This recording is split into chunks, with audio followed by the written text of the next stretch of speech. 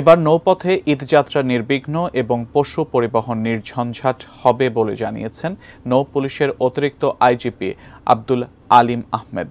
সকালে রাজধানীর গুলশানে নৌ পুলিশ সদর দপ্তরে এ সংক্রান্ত সভায় তিনি একথা বলেন। এ সময় অতিরিক্ত আইজিপি জানান, আগামী 14 থেকে 20 জুন ফেরিতে পশু ও পচনশীল পণ্যবাহী ছাড়া অন্য ট্রাক বা কাভার্ড ভ্যান চলাচল করতে পারবে না। একই সাথে 13 থেকে 23 জুন নৌপথে বালুবাহী বাল্কহেড চলাচল বন্ধ থাকবে। নদীকেন্দ্রিক কোনো হাটে জোরপূর্বক পশু নামালে কঠোর ব্যবস্থা নেওয়া হবে বলেও জানান নৌ পুলিশ প্রধান। পশুবাহী নৌযান কোন হাটে ভিড়বে সেটি ব্যানারে লিখে টাঙিয়ে রাখতে অনুরোধ করেন তিনি।